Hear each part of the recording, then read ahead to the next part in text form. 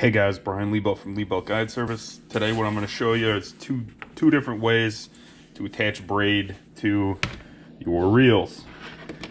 First way involves using some monofilament backer, and what we're going to do with that is we'll put some monofilament onto our reels, tying a couple double overhand knots onto the reel itself, and then spooling up the desired amount onto the reel.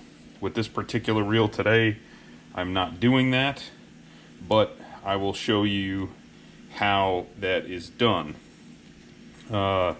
So first things first, when we put this onto our reel, we spool it up to the desired amount, and then we need to attach the braid itself to the monofilament. And how we do that is we're going to tie a mono to braid knot, and this is a really simple one that you can do. So what we're going to do is we're going to make a bite in the line with a healthy amount of tag end, and then we're going to take our braid,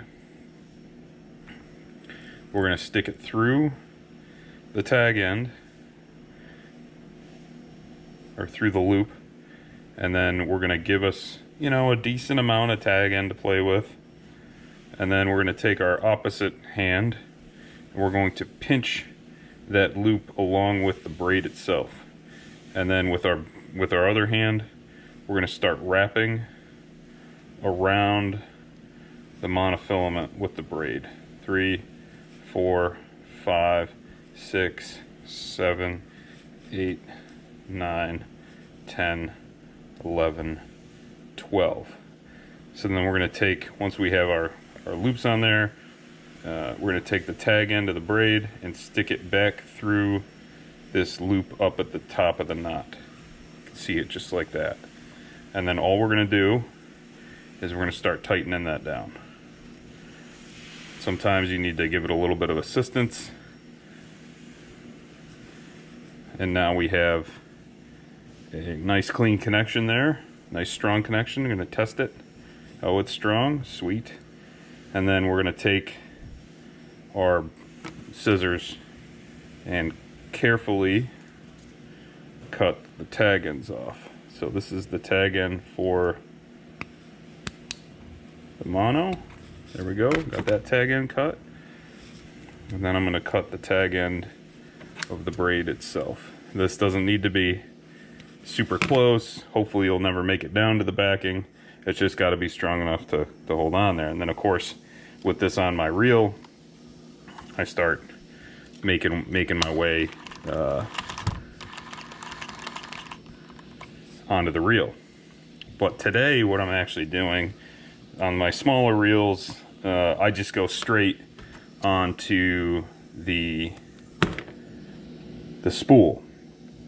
Now, a couple of different ways you could do this. This is just my way of doing it. It's worked for me for years. It's no big deal. So what I do is I take and I come through the worm gear hole here,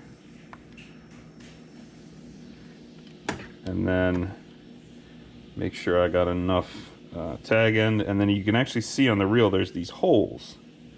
So I'll take the line and I'll stick it down through the hole. And really all I'm using this for is to get my braid to come back around. And then once I get it to come back around, like so, now I know that I have my tag end here. So now I've got, sometimes you gotta kind of play with this a little bit to get it to come out right here. Just using my scissors to get my loop back. So now I'm looped all the way around.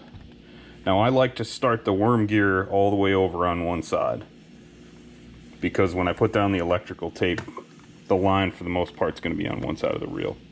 So then what I'm going to do is I'm just going to tie 2 overhand knots. So give me 1, 1, 2 double overhands, so 2, 1, come on, 2, there we go, now I got 2, and then I'm going to cinch that down, and then I'm going to do it again.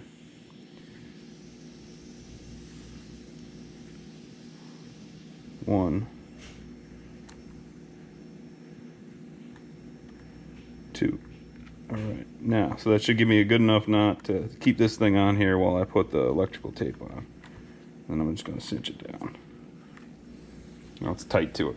Now I'm going to take the tag end, I'm going to cut the tag end, and then what I'm going to do is I'm going to start putting my electrical tape on. So I notice that my reel comes backwards like this when I start to reel in. So what I'm going to do is I'm going to take the electrical tape like so, tag end of the electrical tape towards the side that spools up. So then all I'm going to do is just feed it around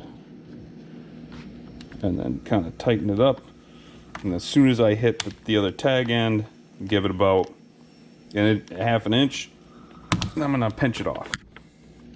And then what I do is I take the tag end of the electrical tape, the new tag end, and then I push it down.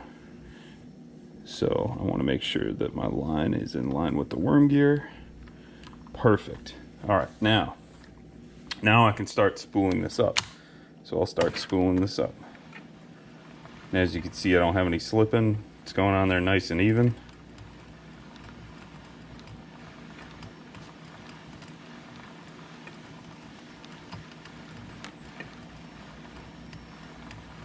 Now some of you like to go super fast with this.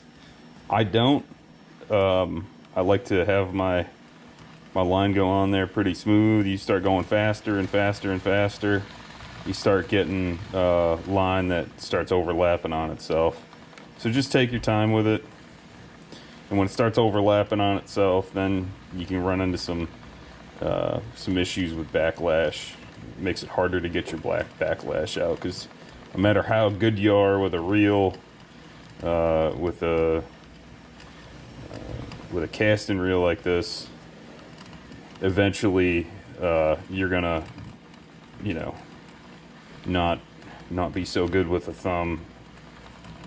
For me, it's like once every couple trips I'll get some backlash, but it just is what it is. It's the danger of using these particular reels, because I personally don't use much brake with these.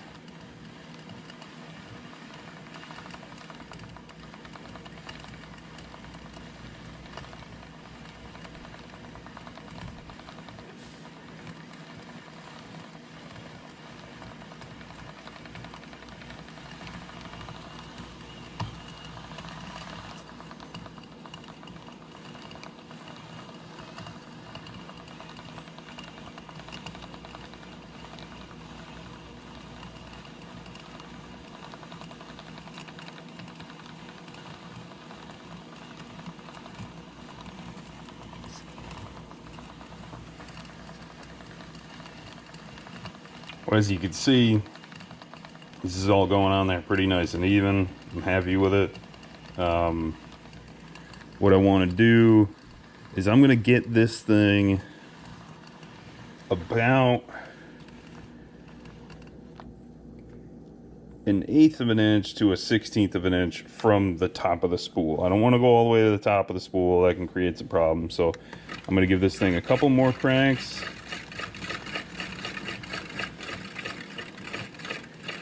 I'm going to get the worm gear about in the middle of the reel, and then I'm going to stop. So I've got about between 1/8 and 1/16 between the braid and the top of the spool. So now I'm pretty good to go there. So I'm going to take this, my braid scissors, I'm going to cut this. What I'm going to do, since I'm not ready to put this on a reel yet, I'm going to make a loop, and then just make a couple of figure 8. I'll make a figure 8 knot here just to secure it, because you don't want this thing going back into the onto the spool itself. So then I'll take this off of my line winder, and then what I'll do is just take the loop kind of back towards the seat here, and then pinch it up, give it a reel onto there so it's nice and it's got something to bite onto. Well, that was 2 separate ways to put braid onto your reels to keep it from slipping. I'm Brian Liebelt from Liebelt Guide Service. Tight lines.